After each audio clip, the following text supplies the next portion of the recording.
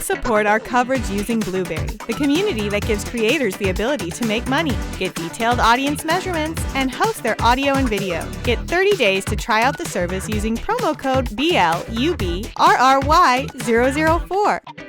Our next guest is here. Hello. Hello. How are you doing today? I'm good, thanks. Go ahead and introduce yourself for me. Yeah, so I'm Franck Barath. I'm the CEO and co-founder of G-Lyte, a French company and French-based company, and we are doing what we call indoor photovoltaics. Okay. I remember reading about this. Tell me about it, because we know indoor normally you can barely power a calculator, and that's about the extent of it. So tell me about this. So exactly, so far all the products on the market have a lack of efficiency, and when they are efficient, they are not very stable over a long period of time. Oh. So that's, this is exactly what we've solved over the last 10 years, more than 10 years. So we have the most efficient indoor photovoltaic cell, and also the most stable. So it's over 15 years of stability. Oh, wow. And over 25% up to 28% efficiency. Whereas what you had in your calculators, they have between 7 to 11% efficiency. Okay. It's actually higher than I would have suspected. So you mentioned longevity. So you said 15 years of stability. At least, yes. What's the average? Yeah, it depends because it's very sensitive. Indoor photovoltaic is very sensitive to higher intensity light. For example, if you put them outside or to heat, and this one is very stable either to high lux, what we call high lux, and also to higher temperature, up to 70 degrees. Okay, interesting. All right, so how have you accomplished this? It's a lot of work. So the project, the research started back in 2011 in France. And so the first step was to exactly understand what happens inside the cell when it degrades, and to find out new solutions. Okay. So to stabilize it. And so there was a first patent, international patent 2015, and then a second one that we use for the process, which is proprietary. And so we were able to achieve this kind of efficiency and to stabilize it over time and in different conditions. Okay, and so obviously there are a number of these out there, otherwise we wouldn't have statistics on other implementations. Yeah. So what is the target usage for indoor photovoltaic other than, you know, a cheap calculator? No. That's also why we are discussing it today, because the market is growing very fast. And the main applications are for sensors. Sure. As soon as you hear smart home, smart building, smart industry, smart retails, we are able to make them autonomous in energy, or to extend the battery life depending on the consumption of the device. But also, for example, small electronics like remote controls, keyboards, mice, or all kind of things. Also in smart retail, like ESL, electronic shelf labels. Sure. Just a number for you, in a middle-sized convenience store, there are 20,000 ESL. Woo. So you can imagine if you have to change the batteries every 2 to 5 years, it's a lot of work. All right. With that information, if anybody from Home Depot is watching, I'd love to know how many you have in your stores.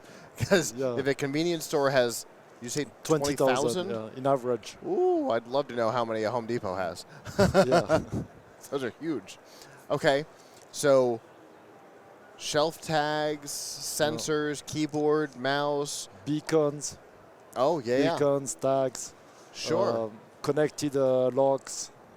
You name it. Legitimately going to be the thing I was going to say, because we had a lock on earlier, and they offer a solar panel for it, and I'm like, but like a solar panel on a lock becomes obvious and looks stealable.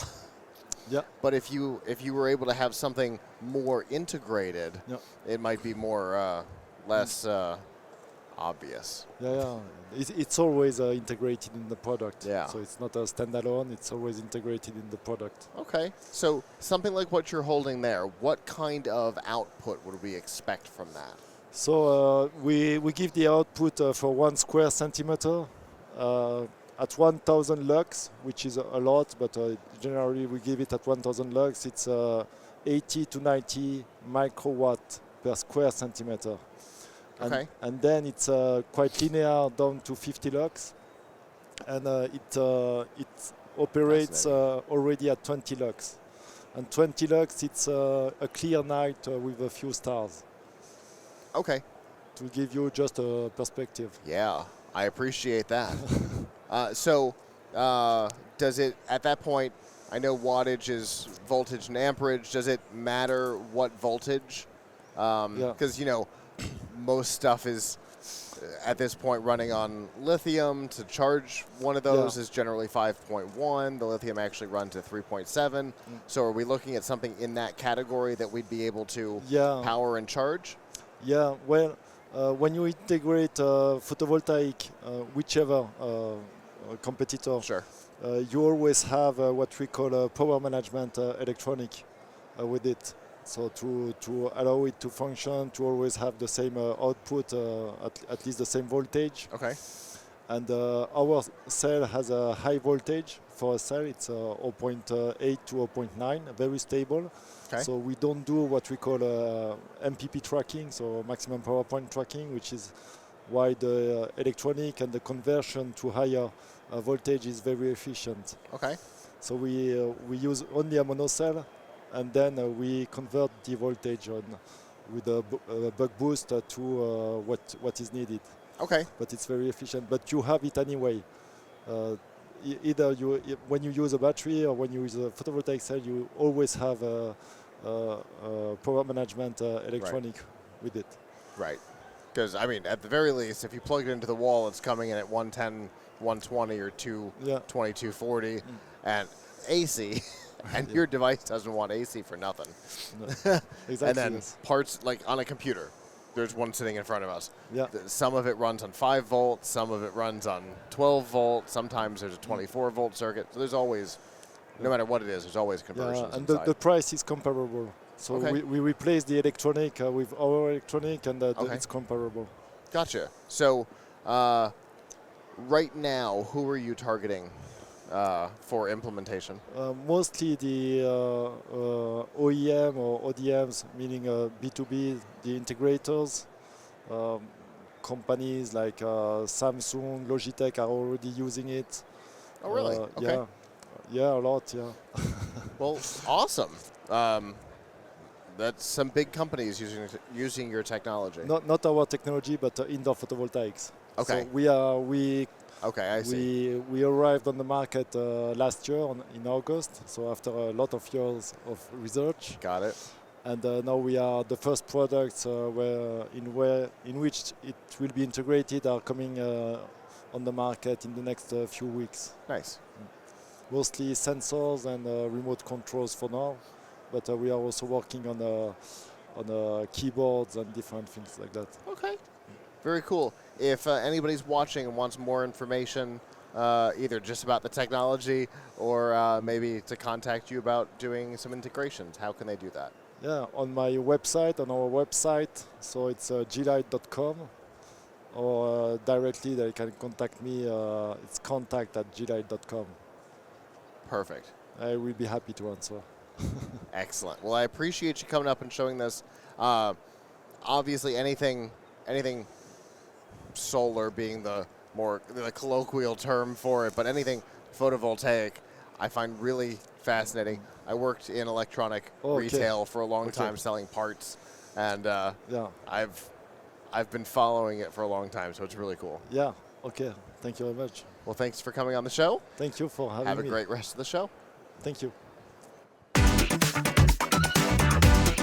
The Tech Podcast Network's CES 2025 coverage is executive produced by Adam Barker. Technical director is Kirk Corliss. Associate producers are Nancy Ertz, Tracy Ingram, Xerxes Goddard, Brandy Jackson, and Aviva Cram. Voiceover by Aaron Hurst. Our hosts are Marlo Anderson, Don Bain, and Scott Ertz. Studio and equipment are provided by PLUGHITZ Productions. The TPN studio executive is Todd Cochran. This has been a Tech Podcast Network production, copyright 2025.